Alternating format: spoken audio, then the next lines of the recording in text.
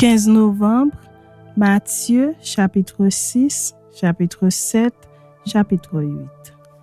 Gardez-vous de pratiquer votre justice devant les hommes pour en être vus. Autrement, vous n'aurez point de récompense auprès de votre Père qui est dans les cieux. Lors donc que tu fais l'aumône, ne sonne pas de la trompette devant toi, comme font les hypocrites dans les synagogues et dans les rues, afin d'être glorifiés par les hommes.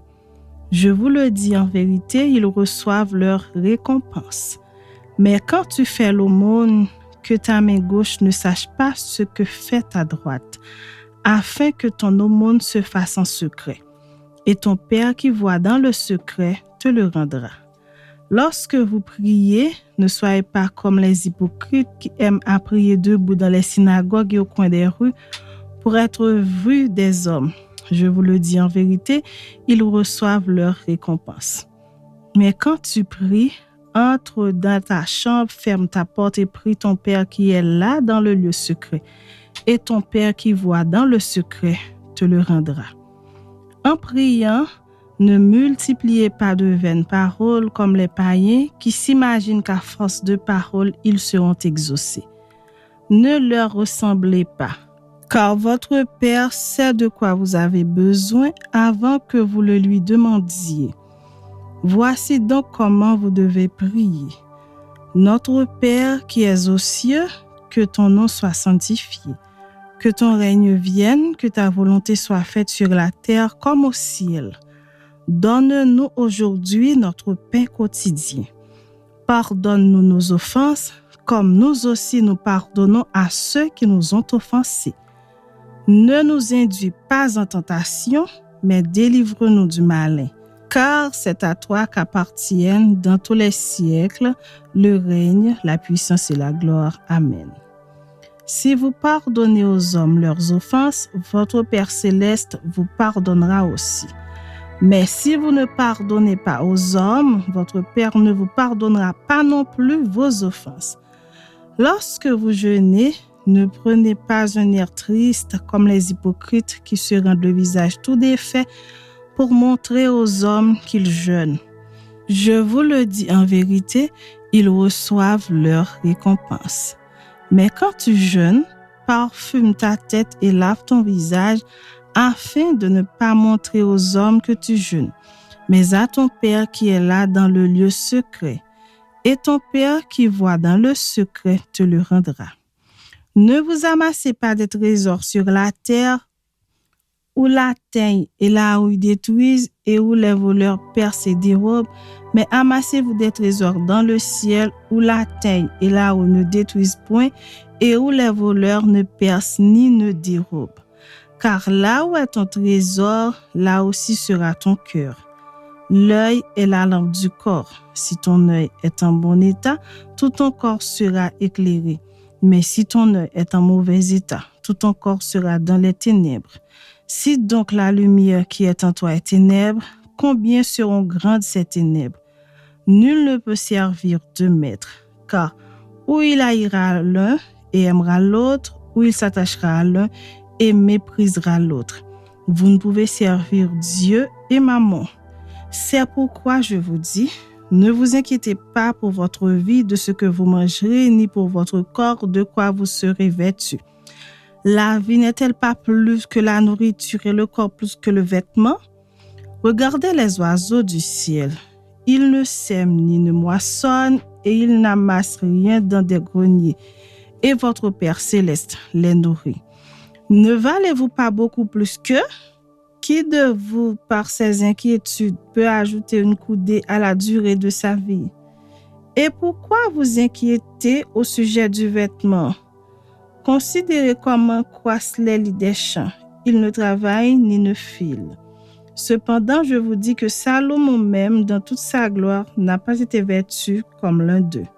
Si Dieu revêt ainsi l'herbe des champs, qui existe aujourd'hui et qui demain sera jetée au four, ne vous vêtira-t-il pas à plus forte raison, gens de peu de foi? Ne vous inquiétez donc point et ne dites pas, que mangerons-nous, que boirons-nous, de quoi serons-nous vêtus? car toutes ces choses, ce sont les païens qui les recherchent.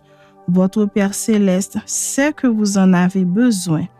Cherchez premièrement le royaume et la justice de Dieu, et toutes ces choses vous seront données par-dessus. Ne vous inquiétez donc pas du lendemain, car le lendemain aura soin de lui-même. À chaque jour suffit sa peine. Chapitre 7. Ne jugez point, afin que vous ne soyez point jugés, car on vous jugera du jugement dont vous jugez, et l'on vous mesurera avec la mesure dont vous mesurez. Pourquoi vois-tu la paille qui est dans l'œil de ton frère et n'aperçois-tu pas la poutre qui est dans ton œil? Ou comment peux-tu dire à ton frère, laisse-moi ôter une paille de ton œil, toi qui as une poutre dans le tien? Hypocrite, ôte premièrement la poutre de ton œil et alors tu verras comment ôter la paille de l'œil de ton frère. Ne donnez pas les choses saintes aux chiens et ne jetez pas vos perles devant les pourceaux de peur qu'ils ne les foulent aux pieds, ne se retournent et ne vous déchirent.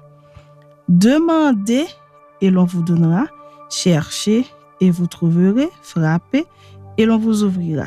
Car quiconque demande reçoit, celui qui cherche trouve et l'on ouvre à celui qui frappe. Lequel de vous donnera une pierre à son fils et lui demande du pain? Ou s'il demande un poisson, lui donnera-t-il un serpent?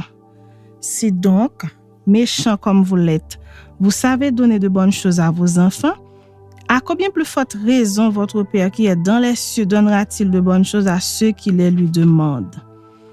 Tout ce que vous voulez que les hommes fassent pour vous, faites-le de même pour eux, car c'est la loi et les prophètes. Entrez par la porte étroite, car large est la porte, spacieux est le chemin qui mène à la perdition, et il y en a beaucoup qui entrent par là. Mais étroite est la porte, resserrez le chemin qui mène à la vie, et il y en a peu qui le trouvent. Gardez-vous des faux prophètes. Ils viennent à vous en vêtements de brebis, mais au-dedans, ce sont des loups ravisseurs. Vous les reconnaîtrez à leurs fruits. Cueille-t-on des raisins sur des épines ou des figues sur des chardons? Tout bon arbre porte de bons fruits, mais le mauvais arbre porte de mauvais fruits. Un bon arbre ne peut porter de mauvais fruits, ni un mauvais arbre porter de bons fruits. Tout arbre qui ne porte pas de bons fruits est coupé et jeté au feu. C'est donc à leurs fruits que vous les reconnaîtrez. Ceux qui me disent « Seigneur, Seigneur » n'entreront pas tous dans le royaume des cieux, mais celui-là seul qui fait la volonté de mon Père qui est dans les cieux. Plusieurs me diront en ce jour-là « Seigneur, Seigneur, n'avons-nous pas prophétisé par ton nom? N'avons-nous pas chassé des démons par ton nom? Et n'avons-nous pas fait beaucoup de miracles par ton nom? » Alors je leur dirai ouvertement « Je ne vous ai jamais connu. Retirez-vous de moi, vous qui commettez l'iniquité. » C'est pourquoi, quiconque entend ces paroles que je dis et les met en pratique sera semblable à un homme prudent qui a bâti sa maison sur le roc. La pluie est tombée, les torrents sont venus, les vents ont soufflé et se sont jetés contre cette maison. Elle n'est point tombée parce qu'elle était fondée sur le roc. Mais quiconque entend ces paroles que je dis et ne les met pas en pratique sera semblable à un homme insensé qui a bâti sa maison sur le sable. La pluie est tombée, les torrents sont venus, les vents ont soufflé et ont battu cette maison. Elle est tombée et sa ruine a été grande. Après que Jésus eut achevé ses discours, la foule fut frappée de sa doctrine, car il enseignait comme ayant autorité et non pas comme leurs scribes. Chapitre 8. Lorsque Jésus fut descendu de la montagne, une grande foule le suivit. Et voici un lépreux s'étant approché, se prosterna devant lui et dit « Seigneur, si tu le veux, tu peux me rendre pur. » Jésus étendit la main, le toucha et dit « Je le veux, sois pur. » Aussitôt, il fut purifié de sa lèpre. Puis Jésus lui dit « garde-toi d'en parler à personne, mais va te montrer au sacrificateur et présente l'offrande que Moïse a prescrite afin que cela leur serve de témoignage. » Comme Jésus entrait dans Capernaum, un centenier l'aborda, le priant et disant « Seigneur, mon serviteur est couché à la maison, atteint de paralysie et souffrant beaucoup. » Jésus lui dit « J'irai et je le guérirai. » Le centenier répondit « Jésus, je ne suis pas digne que tu entres sous mon toit, mais dis seulement un mot et mon serviteur sera guéri. Car moi, qui suis soumis à des supérieurs, j'ai des soldats sous mes ordres, et je dis à l'un, va, et il va, à l'autre, viens, et il vient, et à mon serviteur, fais cela, et il le fait. » Après l'avoir entendu, Jésus fut dans l'étonnement, et il dit à ceux qui le suivaient, « Je vous le dis en vérité, même en Israël, je n'ai pas trouvé une aussi grande foi. Or, je vous déclare que plusieurs viendront de l'Orient et de l'Occident et seront à table avec Abraham, Isaac et Jacob dans le royaume des cieux. Mais les fils du royaume seront jetés dans les ténèbres du dehors, où il y aura des pleurs et des grincements de dents. » Puis Jésus dit au centenier, « Va, qu'il te soit fait selon ta foi. » Et à l'heure même, le serviteur fut guéri. Jésus se rendit ensuite à la maison de Pierre, dont il vit la belle-mère couchée et ayant la fièvre. Il toucha sa main et la fièvre la quitta. Puis, elle se leva et le servit. Le soir, on amena auprès de Jésus plusieurs démoniaques.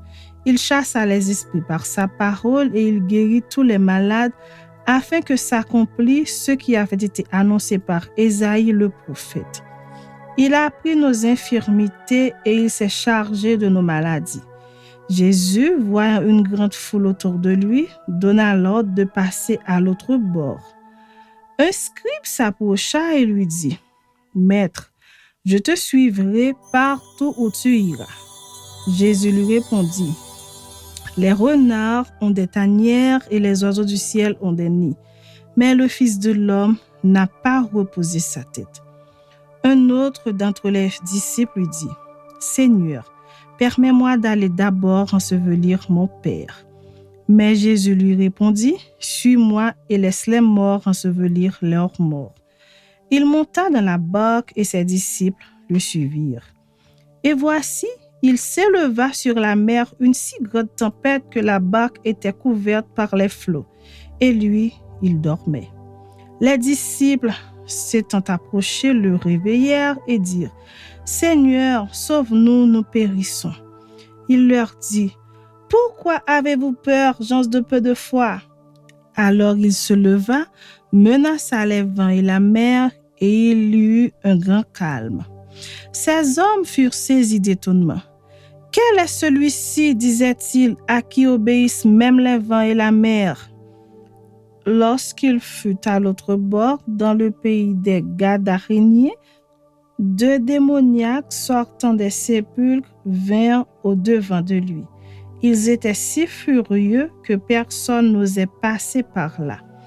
Et voici, ils s'écrièrent, « Qu'y a-t-il entre nous et toi, Fils de Dieu? Es-tu venu ici pour nous tourmenter avant le temps? » Il y avait loin d'eux un grand troupeau de pourceaux qui paissaient. Les démons priaient Jésus, disant, « Si tu nous chasses, envoie-nous dans ce troupeau de pourceaux. » Il leur dit, « Allez. » Ils sortirent et entrèrent dans les pourceaux. Et voici, tout le troupeau se précipita des pentes escarpées dans la mer et ils périrent dans les eaux. Ceux qui les faisaient paître s'enfuirent et allèrent dans la ville raconter tout ce qui s'était passé et ce qui était arrivé aux démoniaques. Alors toute la ville sortit à la rencontre de Jésus et dès qu'ils le virent, ils le supplièrent de quitter leur territoire.